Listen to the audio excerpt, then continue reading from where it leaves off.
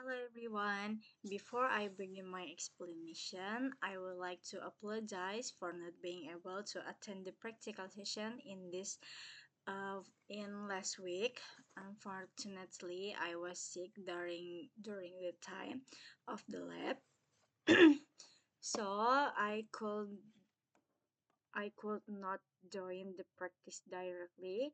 However, I have studied the material carefully, and in this video, I will explain the topic as clearly as possible. About ladder counter, CNT and CNTR, and how they are applied in PLC systems using the trainer board.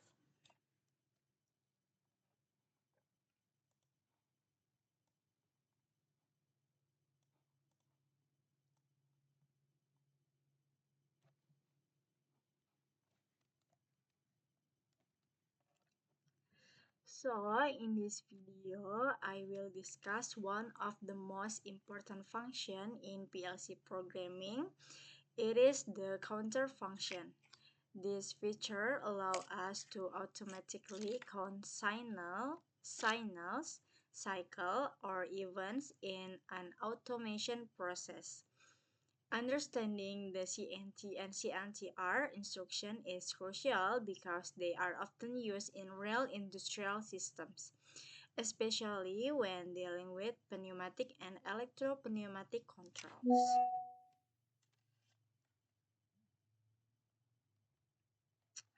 The purpose of this practical module is to help students understand how a counter works in an Omron PLC, learn how to use CNT and CNTR instructions in the ladder diagrams, and know how to connect the counter output to control device. By mastering this, we can design systems that automatically count repetition, such as counting how many times in a pneumatic cylinder extend or how product pass a sensor.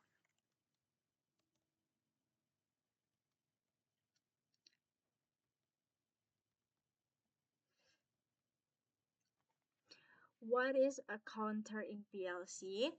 A counter in PLC is a function block that counts the number of pulses from an input signal. These pulses can come from buttons, sensors, or any device that send digital signals. Every time a pulse is received, the counter updates its current value. When the counter reach a target number, it triggers an output, for example, turning on a lamp or stopping a motor.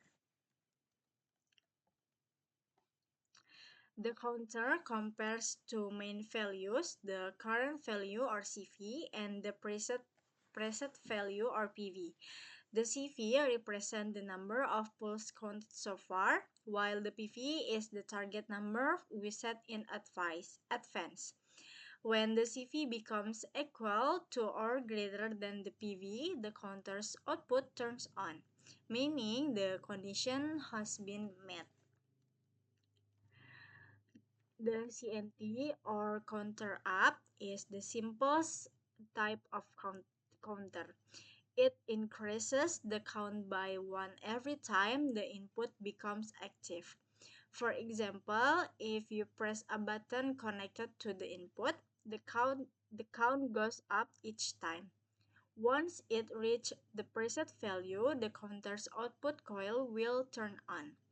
This is used in many applications like counting parts, tracking movement, or timing operation. In ladder logic, the CNT instruction is written as CNT 00010.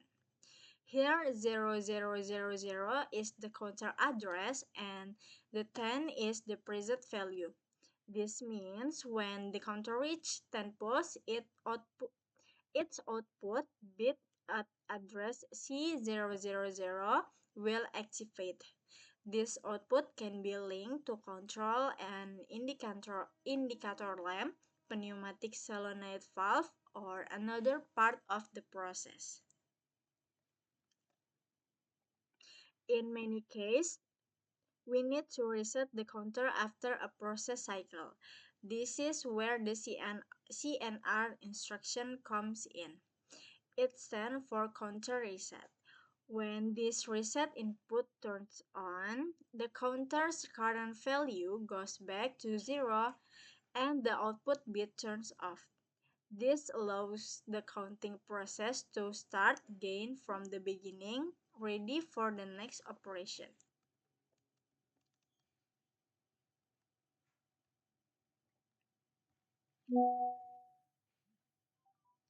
Next, we have CNTR, which stands for Counter Reversible or Bidirectional Counter. Unlike CNT, the CNTR can count both upward and downward. It has two inputs, one to increase and another to decrease the count. This makes it very useful in systems with two-way movement, such as elevators, conveyors that move back and forth, or pneumatic actuators that extend and retract. The CNTR instruction is written as CNTR 0000110.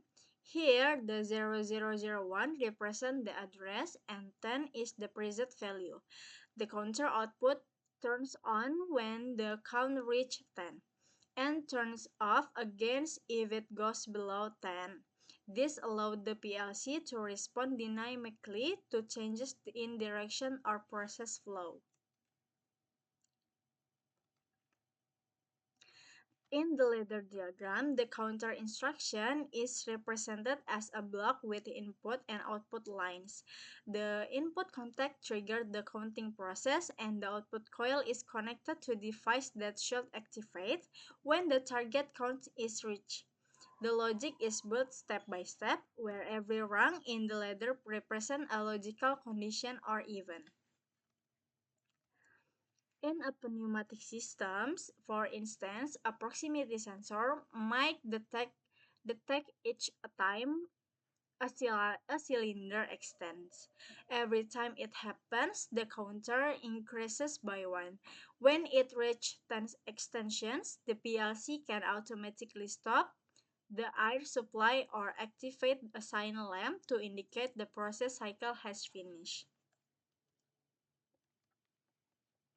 When using the trainer board PLC, you can simulate this process easily.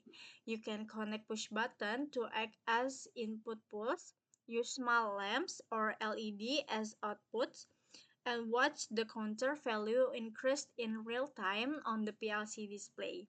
You can also include a reset button to trigger the CNR instruction, allowing you to restart the process whenever needed. Counter like CNT or NCNTR are widely used in industrial automation. In packaging system, they count how many items are baked. In conveyor system, they are track object passing a certain point. In pneumatic system, they monitor repetitive operation to ensure consistently and reliability in the process. Using counters in PLC programming brings many advantages. It makes system more efficient by removing the need for manual counting. It ensures precision, reduce human error, and allow automatic stopping or switching when the desired number of operation is achieved. Counters can also send data to monitoring system for production analysis. To summarize, the CNT instruction counts upward, while CNTR instruction counts in both directions. Both are essential tools in PLC ladder programming. When though I couldn't attend the lab practice due to being sick, I've reviewed the module carefully and understood how to counters are used both in simulation and real trainer board applications. Counters play a vital role in automation and pneumatic control, helping us build efficient, intelligent, and reliable systems.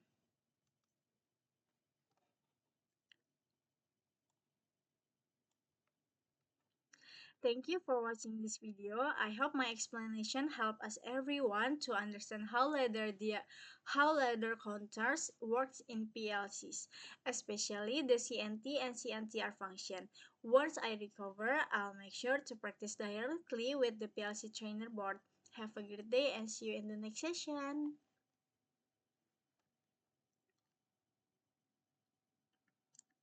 Sekarang kita mau coba bikin ladder diagramnya. Aduh.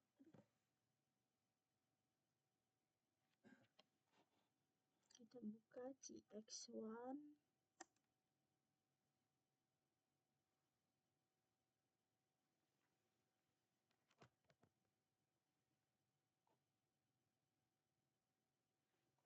CX1, CX Programmer,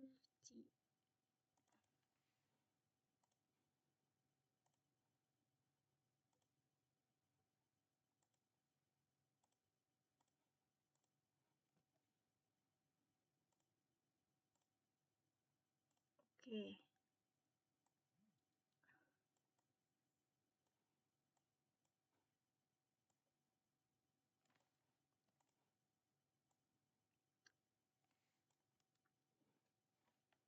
So, kita bikin baru dulu. We make new, then CP1L.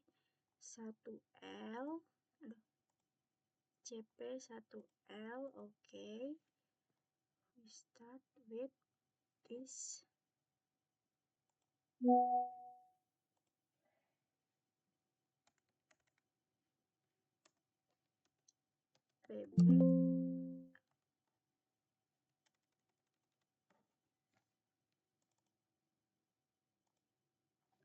PB. PB on. And then we have 0.01 PB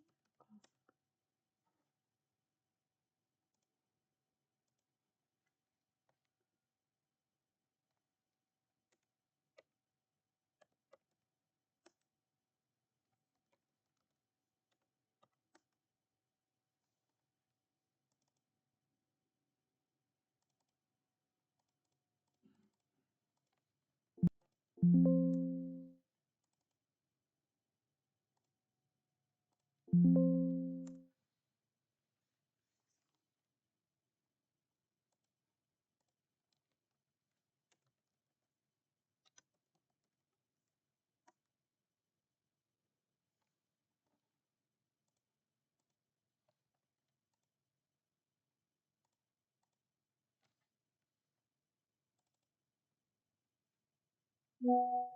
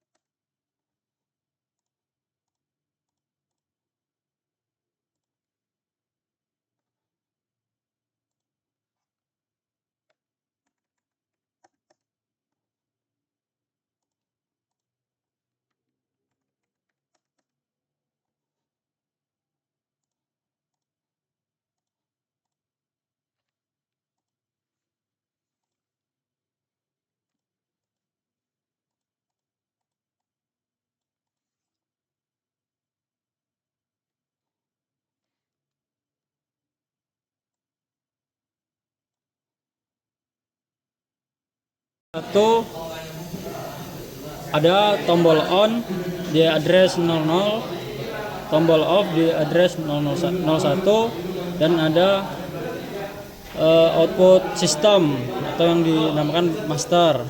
Yang di sini nanti diambil kontak NO dari sistem dari master untuk lock pengunci. Lalu dilanjut ke room 2 ada switch di address 03 yang dan di sini ada kontak master lagi untuk pengaman. Lalu di sini ada kontak apa nih ya nih? Namanya apa nih? P1S nih. Push 1 second. Gitu enggak sih? Untuk memberi counter number sebanyak 10 sesuai dengan set value-nya. Lalu di sini ada kontak dari timer untuk mereset. Lalu ini counter up-nya dari apa nih? Counter up untuk menyalakan timer yang di set value selama 55 detik nggak sih? Iya. Yeah. Lalu dihubungkan dengan apa nih? Output sistem yang kedua. Lalu pada room 2 di sini ada room 3. Mana nih? Room 2 ada switch dia ya ninja 004 dengan address 004, terus diberi pengaman master. Lalu ada push button 1 di address 005 untuk menginput nilai counter sebanyak set value, terus ada apa nih, kontak push button 2 untuk mengurangi input counter, lalu ada kontak timer. Alah udahlah, ini bisa semua kalian. Di sini ada timer yang kedua untuk mereset nggak sih ini bro? Mana? Yang timer yang ini Yoi, itu ngereset kembali mereset ke nol. di nol kan. Counternya. Lalu di sini sebuah rangkaian interlock untuk menyalakan pneumatiknya. Oke, cukup sekian video dari saya akhiri. Assalamualaikum warahmatullahi wabarakatuh. Ini nggak usah